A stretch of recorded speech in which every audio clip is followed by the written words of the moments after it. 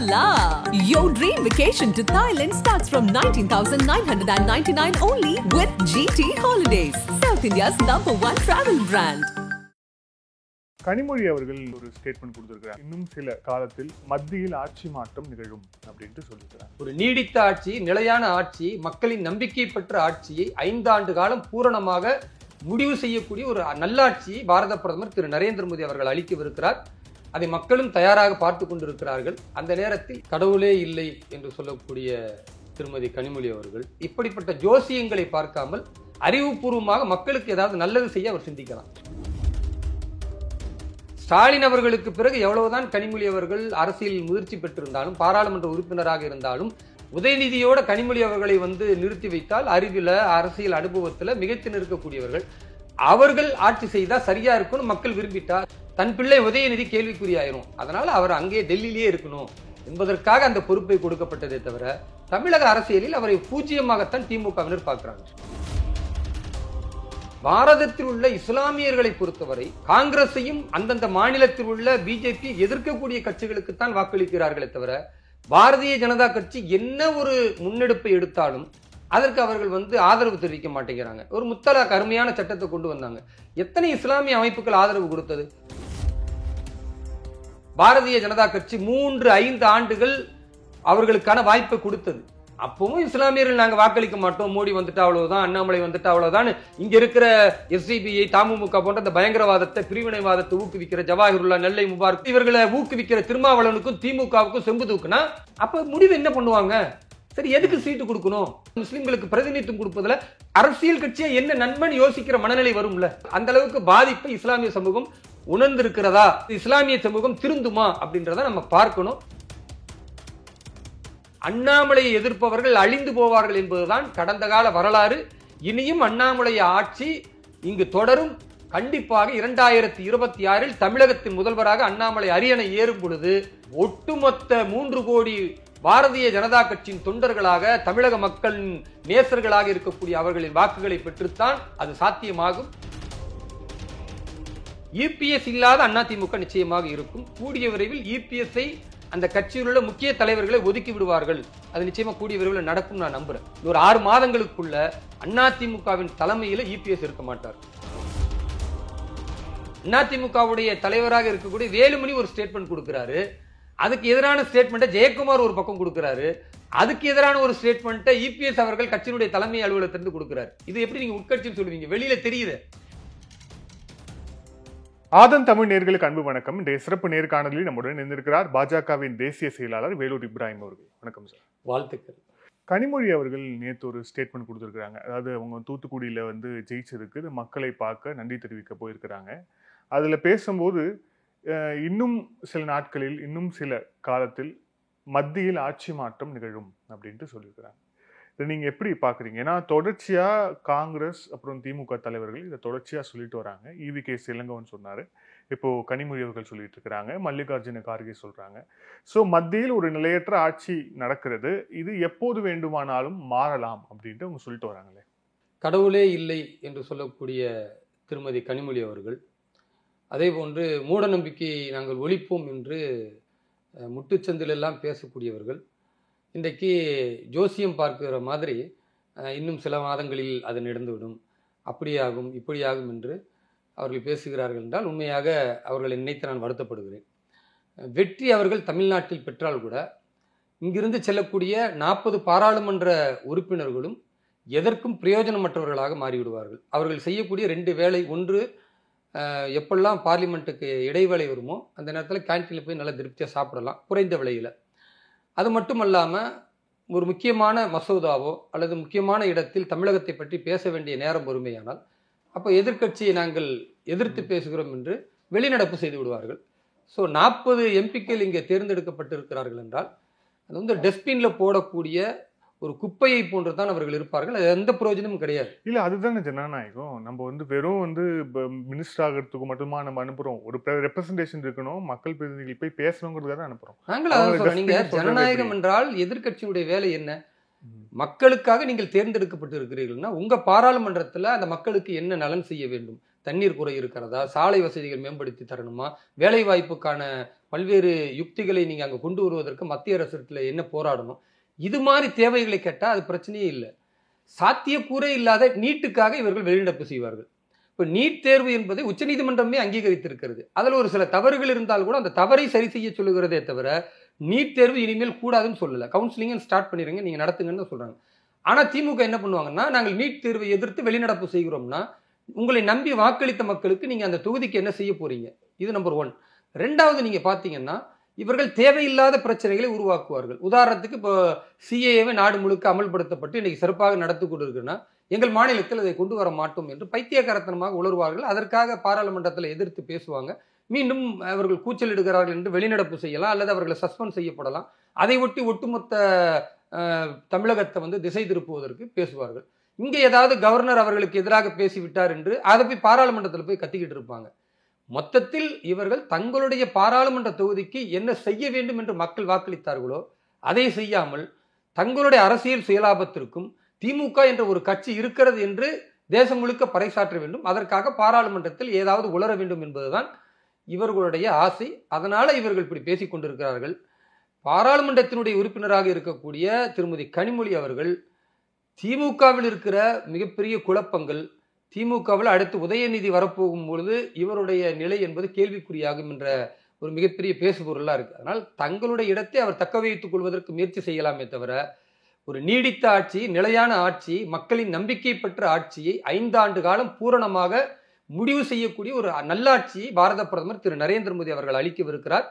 அதை மக்களும் தயாராக பார்த்து கொண்டிருக்கிறார்கள். அந்த நேரத்தில் இப்படிப்பட்ட ஜோசியங்களை பார்க்காமல் அறிவுபூர்வமாக மக்களுக்கு ஏதாவது நல்லது செய்ய அவர் சிந்திக்கலாம். இல்ல, கனிமொழி அவர்களுடைய அவருடைய அந்த இருப்புக்கு அங்க என்ன பிரச்சனை வரப்போகுது? இப்ப ரீசெண்டா ரெண்டு அவைகளையும் சேர்த்து ஒருங்கிணைப்பு தலைவராகவே அவர் தான் நியமிக்கப்பட்டிருக்கிறார். அவருடைய இருப்புக்கு ஒன்றும் அங்க கேள்விக்குறி இல்லை. திரும்ப திரும்ப திமுகவுடைய நிலைப்பாடு என்னன்னா, தமிழகத்துல கனிமொழி அவர்களுக்கு எந்த பொறுப்பும் எந்த முக்கியத்துவம் இருக்கக்கூடாது. ஏன்னா வாரிசு அரசியல்னா திமுகவுடைய வாரிசு என்றால் கலைஞருக்கு பிள்ளை ஸ்டாலின் தான் இருக்கணும். ஸ்டாலின் அவர்களுக்கு பிறகு எவ்வளவுதான் கனிமொழி அவர்கள் அரசியல் முதிர்ச்சி பெற்றிருந்தாலும், பாராளுமன்ற உறுப்பினராக இருந்தாலும், மத்திய அமைச்சரவையில் இருக்கக்கூடிய அந்த அமைச்சர்களுக்கு மத்தியில் நின்று அவர் குரல் கொடுத்தாலும் கூட அவருக்கு எந்த முக்கியத்துவம் தமிழகத்துல கிடையாது. தமிழகத்தை ஆள வேண்டும் என்றால் அது ஸ்டாலினின் பிள்ளை உதயநிதியாகத்தான் இருக்கணும் அப்படின்ற ஒரு பிம்பத்தை கட்டமைத்து விட்டார்கள்.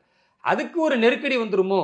உதயநிதியோட கனிமொழி அவர்களை நிறுத்தி வைத்தால் அறிவில அரசியல் அனுபவத்துல மிகைத்து நிற்கக்கூடியவர்கள், அவர்கள் ஆட்சி செய்தா சரியா இருக்கும்னு மக்கள் விரும்பிட்டா, திமுகவினர் விரும்பிட்டா தன் பிள்ளை உதயநிதி கேள்விக்குறியாயிரும். அதனால அவர் அங்கே டெல்லியிலேயே இருக்கணும் என்பதற்காக அந்த பொறுப்பை கொடுக்கப்பட்டதே தவிர தமிழக அரசியலில் அவரை பூஜ்ஜியமாகத்தான் திமுகவினர் பார்க்கிறாங்க. இதுல நீங்க நீட்டை பத்தி சொன்னீங்க. நீட்டு இப்போ நேத்து வரைக்கும் திமுகவுடைய ஒரு கோரிக்கையா இருந்தது, நீட்டு தேர்வு வேணாம் அப்படின்ட்டு. ஆனா நேத்து பாருங்க, நேத்து கர்நாடகாவில் இருக்கக்கூடிய துணை முதலமைச்சராக இருக்கக்கூடிய சிவகுமார் சொல்றாரு, இந்த மருத்துவ படிப்புகளுக்கு மத்தியிலிருந்து ஒரு தேர்வுங்கிறது சரியில்லை, மாநில அரசே அதை ஏற்று நடத்துறதுதான் சரியா இருக்கும், இதுதான் கர்நாடகாவும் நினைக்குது அப்படின்னு சொல்லிட்டு இப்போ ஒரு நீட்டுக்கு எதிரான ஒரு குரல் தமிழகத்தை கடந்து இப்ப கர்நாடகாலையும் ஒலிக்க ஆரம்பிச்சிருக்கு. இது மற்ற சில மாநிலங்களிலும் ஒலிக்கும். எப்போ ஒலிக்கும்னா, ஏதாவது ஒரு சின்ன இஷ்யூ நீங்க எந்த சட்டத்தை கொண்டு வந்தாலும் நடக்கும் பொழுது எதிர்கட்சிகள் அங்கொன்றும் இங்கொன்றுமாக பேசுவார்கள். ஆனா அடுத்த 3 மாதத்துக்கு பிறகு பாத்தீங்கன்னா இதே காங்கிரசினுடைய தேசிய தலைவர்கள் யாராவது பேசுவாங்க, நீட் என்பதை நாங்கள் ஆதரிக்கிறோம். ஏன்னா நீட்டை எதிர்த்தா இவர்கள் எல்லா மாநிலங்களையும் எதிர்க்கணும். எல்லா மாநிலங்களையும் காங்கிரஸ் ஆதரிக்கிற மனநிலையில் இருக்கும் பொழுது தமிழகத்தில் மட்டும்தான் திமுகவினர் நிறைய மருத்துவக் கல்லூரிகள் வச்சிருக்கிறாங்க. அதன் மூலமா கோடி கோடியாக கொள்ளையடித்தார்கள். கொள்ளையடிக்கக்கூடிய அவருடைய வளங்கள் இன்றைக்கு பறிக்கப்பட்டிருக்கிறது. ஏழை மாணவர்களும் இன்றைக்கு மருத்துவக் கல்லூரியில இணைய முடியும், மருத்துவ மாணவராக ஆக முடியும். அவர் படிச்சு பாஸ் பண்ண அவருக்கான சீட் நிச்சயம். அப்ப அதற்கு நீட் அவசியம் என்பது இன்றைக்கு புரியுது. அதனால ஏழை மாணவர்களும் மருத்துவ மாணவராக ஆக முடியும் என்பதை சாதித்து காட்டியதனால் இந்திய அளவில் தமிழகத்தில் அதிக ஏழை மாணவர்கள் தான் இன்னைக்கு நீட்ல பாஸ் பண்ணி டாக்டரா படிச்சுக்கிட்டு இருக்கிறாங்க. அதனால இவ்வளவு வாய்ப்புகள் இருக்குது. இது தமிழகத்திலும் எடுபடாது. தமிழகத்தை ஒட்டி கர்நாடகாவில் இன்னைக்கு பேசினாலும் அது காங்கிரசின் நிலைப்பாடு அல்ல, சிவகுமார் அவருடைய தனிப்பட்ட நிலைப்பாடாத்தான் பார்க்கணும். இதுல மத்திய அரசுல குறிப்பா அமைச்சரவையில அவங்களுடைய அமைச்சரவையில முஸ்லிம்களுக்கு இடமில்லை அப்படின்னு ஒரு நேஷனல் லெவல்ல ஒரு டிபேட் தொடங்கி இருக்கு அப்படிங்கறத பாக்குறோம். திருப்பி முஸ்லிம் ரெப்ரசன்டேஷன் இந்த அரசாங்கம் தரவே இல்லை. ஏன் தரல? அவங்களை கேட்டா சிறுபான்மையினருக்கு நாங்க தந்திருக்கோம் அப்படின்னு சொன்னாலும் கூட அதுல கிறிஸ்துவர்கள் இருக்கிறாங்க, பௌத்தர்கள் இருக்கிறாங்க. ஆனா ஏன் முஸ்லிம்களுக்கு இடம் இல்லை அப்படின்ட்டு ஒரு கேள்வி கேட்கறாங்க. அது நியாயமான கேள்வி தானே. அவங்களுடைய பாப்புலேஷன் அந்த மாதிரி அவங்க ரெப்ரசன்டேஷன் கொடுத்துருக்கணும்ல. உண்மையாகவே இது ஒரு வருத்தத்திற்குரிய செய்தி தான், அதில் மாற்று கருத்து இல்லை. ஏன்னா இந்தியாவினுடைய சுதந்திர வரலாற்றில் முதல் முறையாக 20 கோடி மக்கள் வாழக்கூடிய பாரதத்தில் இஸ்லாமியர்களுடைய பிரதிநிதித்துவம் இல்லை என்பது நீங்கள் என்ன காரணத்தை சொன்னாலும் அது ஒரு வருத்தத்தை அளிக்கிறது. ஒரு பிரப்பால் இஸ்லாமியன், நான் பாரதிய ஜனதா கட்சியின் தேசிய செயலாளராக சிறுபான்மை மக்களுடைய நலன்களுக்காக அவர்களுடைய முன்னேற்றத்துக்காக பாடுபடுகிறேன். அந்த அடிப்படையில் பார்க்கும் பொழுது அது வேதனைக்குரிய விஷயம், மாற்று கருத்து இல்லை. ஆனால் இந்த வேதனைக்குரிய விஷயத்தை ஒரு முடிவாக பாரத பிரதமர் திரு நரேந்திர மோடி அவர்கள் தலைமையிலான மத்திய அரசு எடுக்கிறது என்றால் அதுக்கு என்ன காரணம்? கடந்த காலங்களில் மாண்புமிகு பாரத பிரதமர் மறைந்த அடல் பிகாரி வாஜ்பாய் அவர்கள் இருந்த பொழுது இஸ்லாமியர்களுக்கு 2 கேபினெட் கொடுத்தாங்க. ஷானவாஸ் ஹுசைன் அவர்களுக்கு கொடுத்தாங்க, முக்தார் அப்பாஸ் நக்வி அவர்களுக்கு கொடுத்தாங்க, ஜார்ஜ் பெர்னாண்டஸ் அவர்களுக்கு கிறிஸ்துவர் ஒருத்தவர் அவருக்கு கேபினெட் அந்தஸ்து கொடுத்தாங்க. அப்படி கொடுத்ததுனால என்ன பெரிய மாற்றம் நடந்தது? இஸ்லாமியர்கள் வாக்களித்தார்கள்னா கிடையாது. இஸ்லாமியர்கள் அப்பொழுதும் காங்கிரஸுக்கு வாக்களித்தாங்க, அப்பொழுதும் திமுகவுக்கு வாக்களித்தாங்க. பாஜக வந்தா அவ்வளவுதான், பாஜக வந்தா உங்களுடைய உரிமைகளை பறித்து விடும் என்ற பொய்யான வாக்குறுதிகளை நம்பினார்கள், வாக்களிக்கல. அதனால அந்த ஆட்சி அவர்களுக்கு மிகப்பெரிய அளவிற்கு நடத்த முடியல. 5 ஆண்டு காலம் பெரிய கூட்டணி வச்சு போராட்டத்தின் அடிப்படையில் தான் நடந்தது. பிறகு பாரத பிரதமர் திரு நரேந்திர மோடி அவர்கள் வந்தார், மறுபடியும் கேபினெட்ல முக்தார் அப்பாஸ் நக்விக்கு 2 முறை வாய்ப்பு அளித்தார். அப்பயும் இஸ்லாமியர்கள் வாக்களிக்கல. பெரும்பான்மையா நான் சொல்றேன், அதாவது ஒரு 1000 பேர்ல ஒரு 2 பேர் வாக்களிச்சாங்க, 5 பேர் வாக்களித்தார்கள் என்றால் அதை நீங்க ஒரு வாக்கு சதவிகிதமா கருத முடியாது.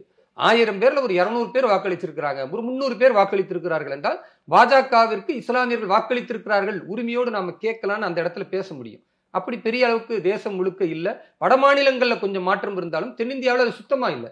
கடும் எதிர்ப்பு, மோடி எதிர்ப்பு என்பதை இங்க திட்டமிட்டு இஸ்லாமிய பயங்கரவாத அடிப்படைவாத இயக்கங்களும் அதற்கு தண்ணீர் ஊற்றி வளர்க்கக்கூடிய திமுக போன்ற இங்க இருக்கக்கூடிய திருமாவளவன் போன்றவர்களும் காங்கிரசும் மிகப்பெரிய அளவிற்கு கம்யூனிஸ்டும் ஒன்று சேர்ந்து இதுல இஸ்லாமிய அந்த அடிப்படைவாத சக்திகளை ஊக்குவிக்கிறார்கள். இல்ல, உங்களுக்கு வாக்களித்தாதான் அவங்களுக்கு ரெப்ரசன்டேஷன் கொடுப்போங்கிறது என்ன மாதிரியான முடிவை எடுத்தது காரணம் நான் சொல்லிட்டேன். ஏன்னா இந்த தேர்தலுடைய இந்த ரிசல்ட்டோட பிரேக்கப்ஸ்ல பாக்குறோம், தலித்துகளும் ஒரு செக்ஷன் ஆஃப் தலித் பாஜகவுக்கு ஓட்டு போடல.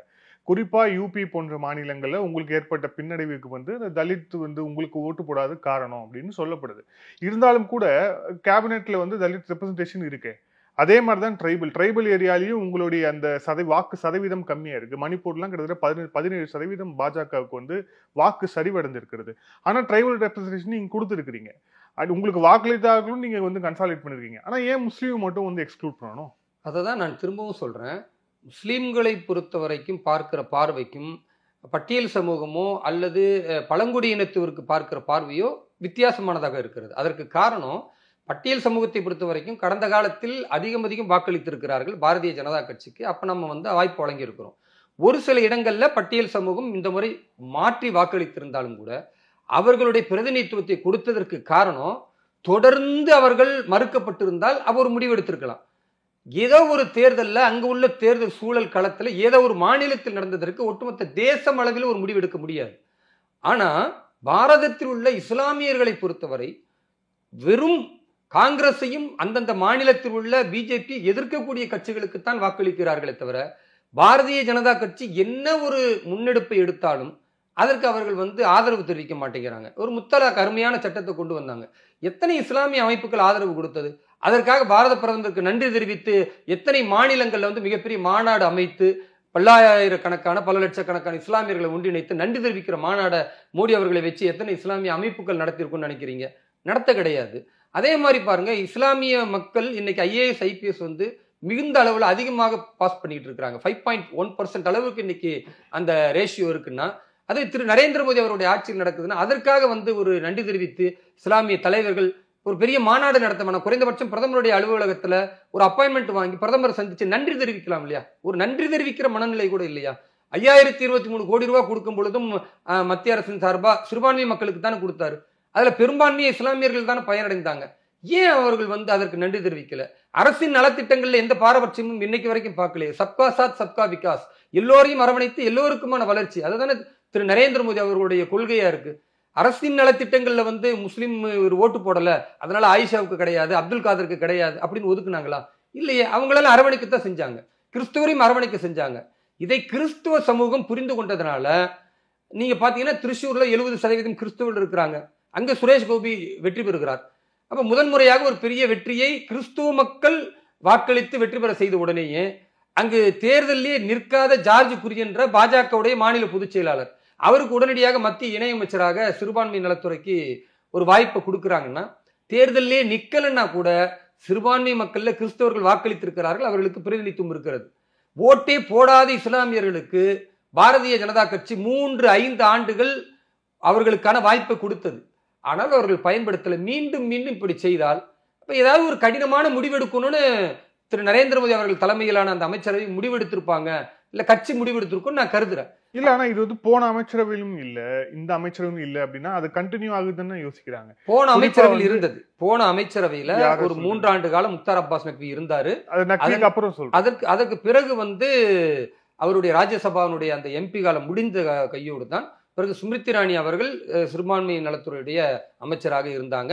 அதே போன்று ஒரு கிறிஸ்துவர் ஜான் பிர்லா என்பவர் இணையமைச்சராக இருந்தார். ஆனா இந்த முறை டோட்டலாவே இஸ்லாமியர்கள் இல்லை என்பது, திரும்பவும் சொல்றேன், வேதனைக்குரிய விஷயமாக இருந்தாலும் இப்படிப்பட்ட ஒரு கடினமான முடிவை எடுத்தாலாவது சிறுபான்மை மக்கள்ல இஸ்லாமியர்கள் 20 கோடி மக்கள் சிந்திப்பார்களா? ஒரு நியாயமான கட்சிக்கு நாம் ஏன் வாக்களிக்கல? ஒரு தேசத்தின் நலனை, தேச ஒற்றுமையை, அதே போன்று பயங்கரவாத சக்திகளை முற்றிலுமாக ஒடுக்கி இஸ்லாமியர்களை பாதுகாக்கிற ஒரு கட்சிக்கு நாம் ஏன் வாக்களிக்க தவறுகிறோம்? காங்கிரசுக்கு திரும்ப திரும்ப வாக்களித்ததால் கல்வியில, பொருளாதாரத்தில் நாம் எவ்வளவு பின்தங்கி இருக்கிறோம். மதத்தின் அடிப்படையில் மட்டும் சிந்திக்காமல் மாறக்கூடிய வாழ்வியல் சூழலுக்கு ஏற்ப உலகின் குருவாக பாரதத்தை உருவாக்க திரு நரேந்திர மோடியினுடைய உழைப்பில் நாம் ஏன் பங்கெடுக்க கூடாது? அவரின் கரத்தை ஏன் நான் வலுப்படுத்த கூடாது என்று இஸ்லாமிய மக்கள் புரிந்து கொள்வதற்கான ஒரு கசப்பான மருந்தாகத்தான் இது இருக்கிறது என்பதுதான் என்னுடைய புரிதல். இந்த புரிதலை இஸ்லாமிய மக்கள் புரிந்து கொள்ள வேண்டும். ஏன்னா இனிமேல் காங்கிரஸ் என்பதற்கு பெரிய எதிர்காலம் கிடையாது. இன்னும் கூட அவர்கள் 100 சீட்டு கூட தொடல, 3 இலக்கத்தை தொடாத ஒரு கட்சியாகத்தான் இருக்கிறது. இந்த நாட்டில் 70 ஆண்டு காலம் கட்சியை நடத்தியவர்கள், ஏறக்குறைய 50 ஆண்டு காலம் இந்த நாட்டின் பிரதமர் பதவியை அலங்கரித்தவர்கள், இன்றைக்கு 100 இலக்கத்தின் சொல்ற ஒரு ட்ரிபிள் டிஜிட்டை தொட முடியாத அளவுக்கு தான் இருக்குன்னா, இதுதான் காங்கிரசினுடைய பலவீனம். திரும்ப திரும்ப காங்கிரசினுடைய பேச்சை கேட்டு மதவாதத்தின் அடிப்படையில் இஸ்லாமியர்கள் ஒன்று கூடினால், வளர்ச்சியின் பக்கம் அழைக்கிற திரு நரேந்திர மோடி அவர்களை புறக்கணித்தால் அரசியல் பிரதிநிதித்துவம் இல்லாமல் போய்விடும். இது இஸ்லாமிய சமூகம் புரிந்து கொள்ள வேண்டும். இஸ்லாமிய அமைப்புகள் என்று சொல்கிற அடிப்படைவாதத்தை ஊக்குவிக்கிற இது போன்ற கட்டமைப்புகளை இஸ்லாமிய மக்கள் புறந்தள்ளிவிட்டு வெளிப்படையாக பாரதிய ஜனதா கட்சி ஆதரிக்கிற மனநிலை வரணும். அப்படி வந்தா கண்டிப்பா வாய்ப்பு இருக்கும். நான் ஒரு உதாரணம் சொல்றேன். எங்களுடைய மாநில தலைவர் திரு அண்ணாமலை அவர்கள் கடந்த முறை அரவக்குறிச்சி சட்டமன்ற தொகுதியில வேட்பாளராக போட்டியிட்டார். வெறும் 4000-3000 ஓட்டு வித்தியாசத்தில் தான் திமுகவுக்கும் அவருக்குமான வித்தியாசம் போய்கிட்டே இருக்கு. கடைசியா நீங்க பாத்தீங்கன்னா பள்ளப்பட்டியில வாக்கு எண்ணுகிறாங்க. அங்க ஒரு 21,000 வாக்கு இருக்கிறது. அது எண்ணும் பொழுது 2 அல்லது 3 வாக்குகள் மட்டும் பாஜகவிற்கு விழுந்திருக்கிறது. நான் சொன்னல, இஸ்லாமியர்கள் இருக்கக்கூடிய கணிசமான பகுதியில 3 இஸ்லாமியர் போடுறாரு, 21 இஸ்லாமியர் ஆப்போசிட் டிஎம்கே போடுறாங்கன்னா, இப்ப தோற்றதற்கு 100% காரணம் இஸ்லாமியர் தானே. இது திரு அண்ணாமலை அவர்களுக்கு எவ்வளவு வேதனை ஏற்படுத்தும். ஆனாலும் அந்த வேதனையை எல்லாம் அவர் பார்க்காம, எந்த நேரத்திலும் இஸ்லாமியர்களுக்கு எதிரான சர்ச்சைக்குரிய பேச்சை பேசாம, அவர் எனது அருமை இஸ்லாமிய சகோதரர்கள் தான் சொல்றாரு. இஸ்லாமிய மக்கள்கிட்ட வாழ்ந்தே பேசுறாரு. இஸ்லாமிய நம்பிக்கைக்கு வாழ்த்து தெரிவிக்கிறாரு. இஸ்லாமிய சமூகத்தினுடைய ஒரு அங்கமாக தன்னையும் அடையாளப்படுத்துகிறார். அதெல்லாம் நோன்பு திறக்கிற நிகழ்ச்சியெல்லாம் கடந்த காலத்துல பெருசா யாருமே ஊக்குவிக்கல பாரதிய ஜனதா கட்சியில. அவர் நோன்பு திறக்கிற நிகழ்ச்சியை முன்னிலைப்படுத்தி அதை ஒரு மக்களுக்கான ஒரு சமத்துவத்தை பாராட்டுகிறார். அவர் நெற்றியில் திலகமிட்டு வந்தாலும் கூட நோன்பு கஞ்சில கலந்துக்கிறாரா இல்லையா? அவர் தலையில ஒண்ணு தொப்பி போடல. இவ்வளவு இஸ்லாமியர்களுக்கு சகோதரத்துவத்தை வெளிப்படுத்தினாலும் அப்பவும் இஸ்லாமியர்கள் நாங்க வாக்களிக்க மாட்டோம், மோடி வந்துட்டா அவ்வளவுதான், அண்ணாமலை வந்துட்டா அவ்வளவுதான், இங்க இருக்கிற எஸ்டிபிஐ, தமுமுக போன்ற இந்த பயங்கரவாதத்தை, பிரிவினைவாதத்தை ஊக்குவிக்கிற ஜவாஹிருல்லா, நெல்லை முபாரக் போன்ற இந்த மோசடிக்காரர்கள், அயோக்கியர்கள், இவர்களை ஊக்குவிக்கிற திருமாவளவனுக்கும் திமுகவுக்கும் செம்பு தூக்குனா அப்ப முடிவு என்ன பண்ணுவாங்க? சரி, எதுக்கு சீட்டு கொடுக்கணும்? முஸ்லிம்களுக்கு சீட்டு கொடுக்கறதோ அல்லது முஸ்லிம்களுக்கு பிரதிநிதித்துவம் கொடுப்பதில் அரசியல் கட்சியா என்ன நன்மைன்னு யோசிக்கிற மனநிலை வரும்ல. அந்த கடினமான முடிவை அவர்கள் எடுக்கிறார்கள் என்றால் அந்த அளவுக்கு பாதிப்பை இஸ்லாமிய சமூகம் உணர்ந்திருக்கிறதா, இந்த இஸ்லாமிய சமூகம் திருந்துமா அப்படின்றத நம்ம பார்க்கணும். நிச்சயமாக இந்த மருந்து வேலை செய்யும் நான் நினைக்கிறேன். ஏன்னா இன்னைக்கு பெரிய அளவுக்கு தேசம் முழுக்க டிபேட் இருக்கு. ஏன் இஸ்லாமிய மக்களுக்கு இந்த பிரதிநிதித்துவம் கொடுக்கறேன்னு கேட்கும் பொழுது வேற கசப்பு மருந்து கொடுத்தாவது இஸ்லாமிய மக்கள் புரிந்து கொள்வார்களா? நாட்டின் வளர்ச்சியில் பங்கெடுப்பார்களா? சமத்துவத்தின் பக்கம் வருவார்களா? மதவாதத்தை விட தேசத்தின் வளர்ச்சி முக்கியம் என்பதை அவர்கள் முன்னிறுத்துவார்களா அப்படின்னு பாரதிய ஜனதா கட்சி எதிர்பார்க்கிறது. இது எங்களை போன்ற உழைக்கக்கூடியவர்களுக்கும் பெரிய மனவேதனை அளிக்கிறது. கடுமையாக நாங்கள் உழைத்து சிறுபான்மை மக்களுடைய வாக்குகளை பெறுவதற்காக பிரதமருடைய நலத்திட்டங்களை கொண்டு போய் சேர்த்தாலும் கூட திமுகவுடைய மிருக பலமான அந்த பிரச்சாரமும் சிறுபான்மை மக்களை அச்சமூட்டி வைப்பதும் நாங்கள் பிரச்சாரத்துக்கு சிறுபான்மை சமூகத்தை நோக்கி போகும் பொழுது, இஸ்லாமிய மக்கள்கிட்ட போகும் பொழுது எங்களை எதிர்ப்பதற்கனே ஆள் செட் பண்ணி கல்லடிக்கிறது, எங்களுக்கு எதிராக கொலைவெறி தாக்குதல் நடத்துவதற்கு திமுகவே மறைமுகமாக உதவுவதும், பயங்கரவாத சக்திகளுக்கு திருமாவளவன் போன்றவர்கள் வெளிப்படையாக PFI போன்ற அமைப்புகளுக்கு ஆதரவு தெரிவிப்பதும், STP கூட கொஞ்சம் குழாவுவதும் இது நடந்துச்சுன்னா எங்களுக்கும் கடினமான ஒரு இலக்கு தான். ஆனாலும் நாங்கள் பின்வாங்க தயாரில்லை. நடுநிலையான நேர்மையான தேசப்பற்றுள்ள இஸ்லாமியர்களை ஒன்றிணைத்து பாரதிய ஜனதா கட்சியின் வாக்கு வங்கியாக அவர்களை உருவாக்கும் அந்த காலம் விரைவில் இருக்கும்னு நான் நம்புறேன். நீங்க வந்து வாக்கு அளிக்கல அப்படிங்கிற ஒரு விஷயத்த சொன்னீங்க. ஆனா பீகார்ல உங்க கூட்டணி கட்சியோடைய குறிப்பா ஐக்கிய ஜனதா தளத்துல ஒரு MP பேசுறாரு, யாதவர்களும் முஸ்லிம்களும் இந்த எலெக்ஷன்ல எங்களுக்கு வாக்கு அளிக்கல, அதனால அவங்களுக்கு நாங்க வேலை செய்ய வேண்டிய அவசியம் இல்லை அப்படின்னு வந்து சொல்றாரு. இது எந்த மாதிரியான ஒரு போக்கா இருக்கும்? இது கடுமையான கண்டனத்திற்குரியது. அதாவது நான் உங்களுக்கு தெளிவா சொன்னேன், பாரதிய ஜனதா கட்சி அரசியல் ரீதியாக இஸ்லாமியர்களுக்கான பிரதிநிதித்துவத்தை கொடுக்கல. ஆனா அரசின் திட்டங்களில் எல்லோருக்கும் சமத்துவத்தை நாங்கள் ஃபாலோ பண்றோம். ஒரு எம்பியா தேர்ந்தெடுக்கிறாருன்னா அவர் ஓட்டு போடாதவருக்கும் MP தான், ஓட்டு போட்டவருக்கும் MP தான். ஏன்னா அவர் மக்களின் பிரதிநிதி. அந்த தொகுதியில் உள்ள எல்லோருடைய குறைகளையும் அவரால் முடிந்ததை அரசின் மூலமாக செய்து கொடுக்க வேண்டும், இது அவருடைய கடமை. அப்படித்தான் அவர் வந்து பதவி பிரமாணமே எடுத்துக்கிறார். எந்த மதத்தையோ எந்த மொழியோ பாகுபாடு இல்லாம நான் எல்லோரையும் சமமாக பார்ப்பேன் என்பதுதான் அவருடைய உறுதிமொழியின் ஒரு சாராம்சம். அப்ப அதற்கு எதிராக ஒருவர் பேசுகிறார் என்றால் அவர் பாஜகவின் கூட்டணியில் இருக்கக்கூடிய MP-யாக இருந்தாலும், ஒரு நிதிஷ்குமார் அவருடைய கட்சியில் இருக்கக்கூடியவர், அதுக்கு கடுமையான கண்டனத்தை நான் பாரதிய ஜனதா கட்சியின் சார்பாக பதிவு செய்கிறேன். அதில் எனக்கு எந்த அச்சமும் கிடையாது. இஸ்லாமியர்களை அரசின் நலத்திட்டங்களிலிருந்து புறக்கணிப்போம்னு எந்த பாராளுமன்ற உறுப்பினர் பேசினாலும் அது வந்து கண்டனத்திற்குரியது. அது அரசியலமைப்புக்கு எதிரானது. பாரதிய ஜனதா கட்சியின் கொள்கை நிலைப்பாடும் நாங்கள் வெற்றி பெற்றால் எல்லோருக்குமானவர்களாக இருப்போம் என்பதுதானே தவிர ஒரு குறிப்பிட்ட மதத்தை அல்லது ஒரு குறிப்பிட்ட சாதியை ஒதுக்குவோம் என்பது வெட்கக்கேடானது. இதை பாரதிய ஜனதா கட்சியினுடைய தேசிய தலைமையும் கண்டித்திருக்கிறது என்பது ஒரு முக்கியமான செய்தி. இதுல இப்போ ரொம்ப ரீசெண்டா வந்த ஒரு சர்ச்சை என்னன்னா, உங்க கட்சிக்குள்ள உட்கட்சி பூசல் இருக்கா அப்படின்ட்டு வந்து சர்ச்சை தான். அது வந்து குறிப்பா தமிழிசைக்கும் அண்ணாமலை அவர்களும் போய் சந்தித்தது உள்ளிட்ட விஷயங்கள், பல்வேறு விஷயங்களை வந்து பகிரப்பட்டது. இது ஏன் தொடர்ச்சியா பாஜக நடந்துகிட்டு இருக்கு அப்படின்ற மாதிரியான ஒரு கேள்வியும் எழுப்பி இருக்கிறது. இதுக்கு என்ன காரணம்னு நினைக்கிறீங்க?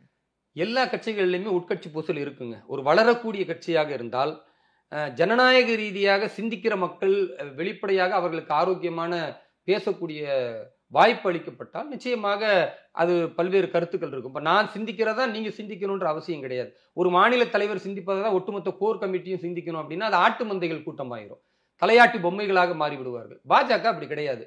ஜனநாயக அடிப்படையில் நடக்கிற ஒரு கட்சி எனும் பொழுது ஒவ்வொரு தலைவருக்கும் ஒரு கருத்து இருக்கும். ஆனால் இந்த கருத்து உட்கட்சியாக பல்வேறு கருத்து மோதலிருந்து ஒரு முடிவெடுக்கிறார்கள் என்றால் அதை வரவேற்கத்தக்கது. அதுதான் ஜனநாயகம். அப்படித்தான் பாஜக வளர்ந்து கொண்டிருக்கிறது. இந்த சூழல்ல எப்படி இருக்குன்னா, ஒரு சில தலைவர்கள் வெளிப்படையாக எங்களுடைய மாநில தலைவர் திரு அண்ணாமலை அவர்களை விமர்சனம் செய்வது, அவரை அசிங்கப்படுத்துறது, அல்லது அவர் வந்து ஒரு சார்பாக செயல்படுகிறார், அல்லது அவர் வந்து தன்னை பிரபலப்படுத்துவதற்கு வார் ரூம் வச்சு செயல்படுறார் என்பது பேசுவதெல்லாம் இது திமுகவுடைய குரல். திமுகவுடைய குரலை இங்க அண்ணாமலை அவர்களுக்கு எதிராக பாஜகவுடைய நிர்வாகி என்ற விதத்தில் யார் பேசினாலும் அது கண்டிக்கத்தக்கது. அவர்களை நடவடிக்கை எடுக்கப்பட்டு இந்த கட்சியிலிருந்து ஒரு 6 மாதம் சஸ்பெண்ட் பண்ணணும் அப்படின்றத என்னுடைய கோரிக்கை. அதை நான் வெளிப்படையாக பேசியிருந்தேன். திரு கல்யாணராமன் அவர்கள் என்னுடைய நல்ல நண்பர். எனக்கும் அவருக்கும் கொள்கை ரீதியாக சில கருத்து வேறுபாடு இருந்தாலும் எங்கு சந்தித்தாலும் நாங்கள் ஒரு நல்ல நட்புறவோடு இருக்கக்கூடியவர்கள். ஆனால் அவர் எங்களுடைய மாநில தலைவர் திரு அண்ணாமலை அவர்கள் பொது வெளியில் விமர்சிக்கிறார். ஊடகங்களுக்கு முன்னால் விமர்சிக்கும் பொழுது நான் அதை கண்டித்து தான் பேசினேன். ஏன்னா நான் யாருக்கும் பூஜா தூக்கக்கூடியவர் கிடையாது. எந்த கட்சியினுடைய தலைவர்கள், மூத்த தலைவர்களோ இந்த தலைவருடைய அணியில் நான் இருக்கிறேன், இல்ல அந்த தலைவரை காக்கா பிடிக்கணும் எனக்கு அவசியம் கிடையாது. நான் இந்த தேசத்திற்காக 20 கோடி இஸ்லாமியர்கள் மக்களின் பிரதிநிதித்துவமாக ஒரு தேசப்பற்றோடு இந்த கட்சியில இணைந்து எந்த ஒரு எதிர்பார்ப்பும் இல்லாம உயிரை பணையம் வச்சு வேலை செய்யற எனக்கு ஒரு தலைவரை காக்கா பிடிச்சு முன்னேறன்ற அவசியம் கிடையாது. அதே நேரத்தில் கட்சிக்குள்ளார கட்சியினுடைய சட்டதிட்டங்களுக்கு மாற்றமா ஒருத்தர் பேசினா அதை கண்டிக்கிற உரிமை இருக்கிறது. அதனால் அவர் மீது நடவடிக்கை எடுக்க வேண்டும் என்று நான் பேசியிருக்கிறேன். திருமதி தமிழிசை அவர்கள் மேதகு ஆளுநராக இருந்தவர்கள், அவர்கள் பண்பட்டவர்கள். அவர்கள் ஒரு கருத்தை சொல்றாங்கன்னா அந்த கருத்துக்கு எங்களுடைய மாநில தலைவர் திரு அண்ணாமலை அவர்கள் உட்கட்சிக்குள்ளர பேசியிருக்கிறாரு, நேரடியாக அவங்களை சந்திச்சிருக்கிறாரு. கருத்து பரிமாறல் இருக்குமே தவிர வெளிப்படையாக யார் பேச வேண்டிய அவசியமும் கிடையாது. அண்ணாமலையை எதிர்ப்பவர்கள் அழிந்து போவார்கள் என்பதுதான் கடந்த கால வரலாறு. இனியும் அண்ணாமலை ஆட்சி இங்கு தொடரும். கண்டிப்பாக 2026 தமிழகத்தின் முதல்வராக அண்ணாமலை அரியணை ஏறும் பொழுது ஒட்டுமொத்த 3 கோடி பாரதிய ஜனதா கட்சியின் தொண்டர்களாக தமிழக மக்களின் நேசர்களாக இருக்கக்கூடிய அவர்களின் வாக்குகளை பெற்றுத்தான் அது சாத்தியமாகும். இன்றைக்கு தமிழகத்தின் மிகச்சிறந்த தலைவர் என்றால் அண்ணாமலை. இதுதான் ஊடகங்கள்ல எல்லாரும் வெளிப்படுத்துற ஒரு உண்மை. அப்படிப்பட்ட ஒரு அற்புதமான தலைவர், பாஜகவில் நீண்ட காலத்திற்கு பிறகு கிடைத்த ஒரு முத்தை போன்றவர். அவரை பின்னால பேசுறது, இல்ல அவரை அழிக்கணும்னு நினைக்கிறது, இல்ல அவருக்கு எதிராக எதையாவது பேசி தன்னை பெரியாளாக ஆக்கணும்னு ஒருவர் நினைத்தால் நிச்சயமாக அவர் கட்சியிலும் வளர்ச்சி இல்லை, சமூகத்திலும் அவரை அங்கீகரிக்க மாட்டார்கள். அண்ணாமலையின் ஆட்சி தான் இனி தொடரும். இதுல இன்னொரு விஷயம் என்னன்னா, இப்ப விக்கிரவாண்டி இடைத்தேர்தல் அறிவிக்கப்பட்டிருக்கிறது. நீங்களும் உங்க கூட்டணி கட்சி சார்பாக பாமக போட்டியிடும் அறிவிச்சிருக்கீங்க. இதுல எழுந்துக்கக்கூடிய மிக முக்கியமான டிபேட்டே அதிமுக இந்த எலெக்ஷனை புறக்கணிச்சிருக்காங்க. அதிமுக வாக்குகள் யாருக்கு வரும் அப்படிங்கிற ஒரு கேள்வியும் எழுப்பியிருக்கு. பாஜக இந்த எலெக்ஷன்ல ஒரு கோர் இதா அதிமுகவுடைய வாக்குகளை பெறுவதற்காக வேலை செய்யுமா, இல்ல இந்த எலெக்ஷன்ல பாஜகவுடைய ஸ்ட்ராட்டஜி அப்படிங்கிறது என்ன? அதிமுக என்பது நிறைய பேர் சொல்றாங்க அது மூழ்கி போகக்கூடிய கப்பல், அல்லது அது இனி அழிந்து போய்விடும் அப்படின்லாம் சொல்றாங்க. நான் அப்படி நினைக்கல. எங்களுடைய மாநில தலைவர் திரு அண்ணாமலை அவர்கள் சொன்ன பார்வைதான் சரியான பார்வையா பார்க்கிறேன். இபிஎஸ் இல்லாத அதிமுக நிச்சயமாக இருக்கும். கூடிய விரைவில் இபிஎஸ்ஐ அந்த கட்சியில் உள்ள முக்கிய தலைவர்களை ஒதுக்கி விடுவார்கள். அது நிச்சயமா கூடிய விரைவில் நடக்கும் நான் நம்புறேன். இன்னொரு 6 மாதங்களுக்குள்ள அதிமுகவின் தலைமையில இபிஎஸ் இருக்க மாட்டார். அவங்களோட உட்கட்சி விவகாரம் நீங்க எப்படி சொல்ல முடியும்? நல்லா ஒண்ணு புரிஞ்சுக்கணும். நீங்க உட்கட்சி விவகாரம் என்பது அவர்களுக்குள்ள உள்ள பிரச்சனை. அதை வெளியில வெடிக்குது இல்ல. அதிமுகவுடைய தலைவராக இருக்கக்கூடிய வேலுமணி ஒரு ஸ்டேட்மெண்ட் கொடுக்கிறாரு. அதுக்கு எதிரான ஸ்டேட்மெண்ட்டை ஜெயக்குமார் ஒரு பக்கம் கொடுக்கிறாரு. அதுக்கு எதிரான ஒரு ஸ்டேட்மெண்ட்டை இபிஎஸ் அவர்கள் கட்சியினுடைய தலைமை அலுவலகத்திலிருந்து கொடுக்கிறார். இது எப்படி நீங்க உட்கட்சின்னு சொல்லுவீங்க? வெளியில தெரியுது. அதாவது கத்திரிக்காய் முத்துனா கடத்தெருவுக்கு வந்துருன்ற மாதிரி இபிஎஸ்ஐ ஆதரிக்க தயார் இல்லை, நாங்க பாஜகவோடு சேர்ந்திருந்தால் 35 தொகுதி ஜெயிச்சிருப்போம் அப்படின்னு வேலுமணி அவர்கள் தன்னுடைய ஆதங்கத்தை வெளிப்படுத்தினா அதுக்கு எதிராக இபிஎஸ் ஒரு விஷயத்தை வெளிப்படுத்துகிறார் இல்லையா? இதை நீங்க எப்படி பார்க்கணும்னா, இபிஎஸ் உடைய முடிவு தவறானது. 10 முறையும் தோல்வியை பெற்றிருக்கிறார். இவர் தன்னை ஜெயலலிதா அவர்களை போன்று நினைத்தால் அதை விட முட்டாள்தனம் எதுவுமே இல்லை. அவங்க ஒரு சிங்கப்பெண், ஒரு மிகப்பெரிய ஆளுமை.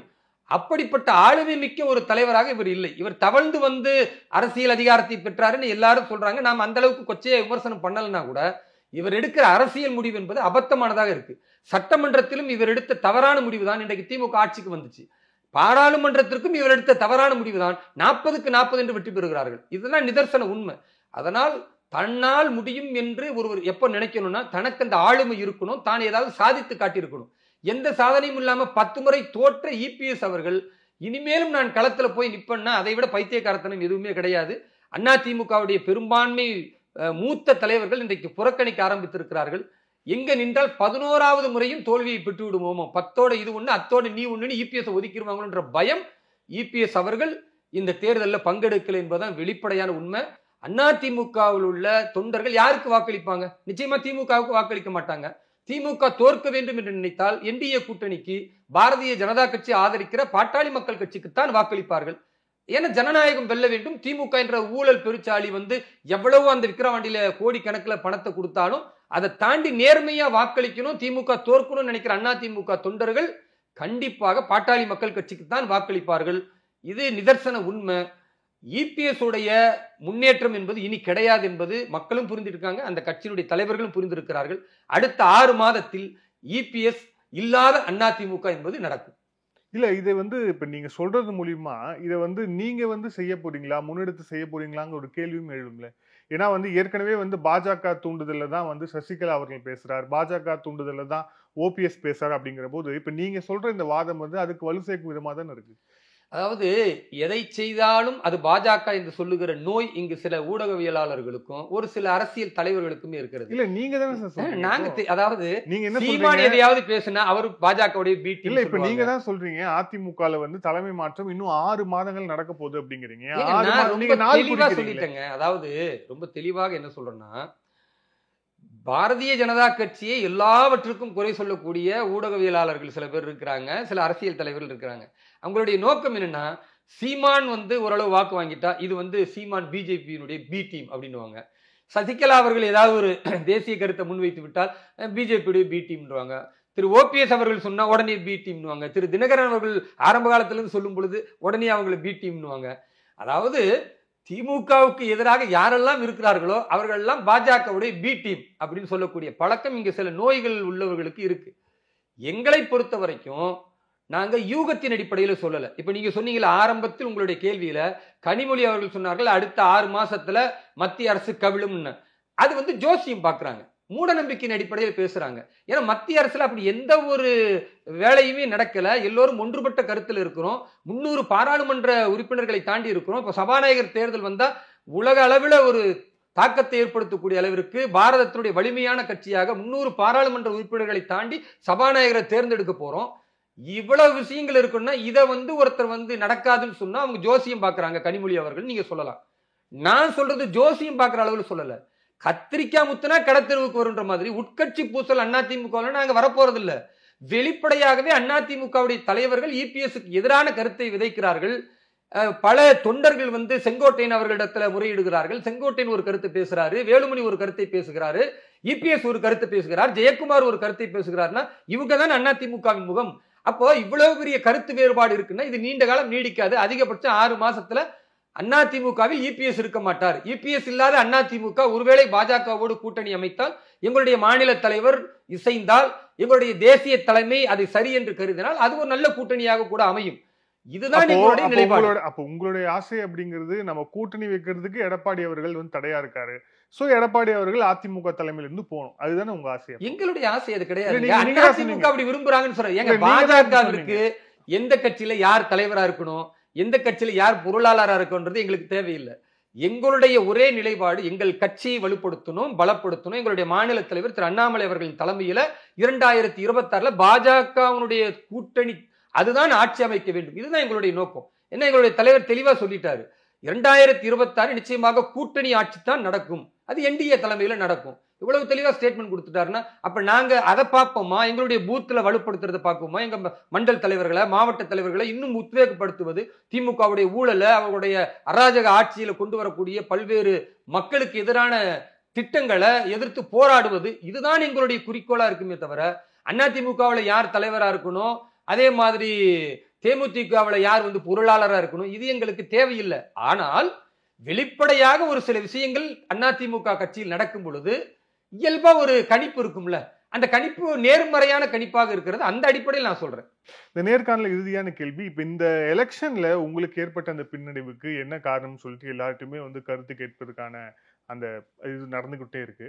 இதுல வந்து உங்களுடைய கருத்தா நீங்க முன் வச்சது என்ன? இந்த தேர்தலில் வந்து பாஜக ஒரு 11% மேல வாங்கியிருந்தாலும் கூட, கூட்டணி ஒரு 18% வாங்கியிருந்தா கூட இந்த சீட் கன்வர்ஷன் அப்படிங்கிறது நடைபெறல. நீங்க எதிர்பார்த்த கோயம்புத்தூர், நெல்லையில கூட உங்களால அந்த சீட் கன்வர்ஷன் வந்து நடத்த முடியல அப்படிங்கிறது தெரியுது.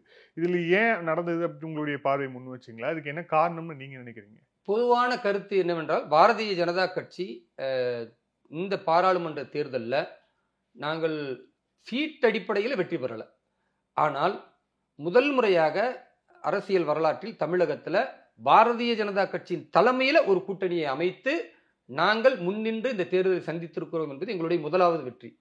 இரண்டாவதாக நாங்கள் 3.5% இன்றைக்கு 11.5%, 3 மடங்கு வளர்ச்சியை அடைந்திருக்கிறோம் எங்கள் தலைமையில் இருக்கிற கூட்டணியில. ஸோ இது எங்களுக்கு இரண்டாவது ஒரு வெற்றி. மூன்றாவதாக கோவை பாராளுமன்ற தொகுதியில 4.5 லட்சம் வாக்கு பெற்று பெரும்பான்மை மக்களோட ஆதரவா ஒரு எதிர்கட்சியா இன்னைக்கு களத்துல நிக்கிறது பாரதிய ஜனதா கட்சி தான். கடந்த காலத்துல கோவையில எதிர்கட்சியா இவ்வளவு வாக்குகளை யாருமே பெறல. அப்ப இது ஒரு மிகப்பெரிய சாதனையாக நாங்க பார்க்கிறோம். அதிமுக 3 சட்டமன்ற தொகுதியில கோவையில டெபாசிட் இழந்திருக்கிறது. பாரதிய ஜனதா கட்சி வந்து எல்லா இடங்களிலும் நாங்கள் டெபாசிட்டை பெற்றிருக்கிறோம், கணிசமான வாக்குகளை பெற்றிருக்கிறோம். இது மூன்றாவது வெற்றி. நான்காவதாக தேர்தல் அரசியல் களத்துல இனி திமுகவிற்கு மாற்று பாரதிய ஜனதா கட்சியினுடைய தலைமையிலான என்டிஏ கூட்டணின்னு எல்லாரும் பேச ஆரம்பிச்சுட்டாங்க.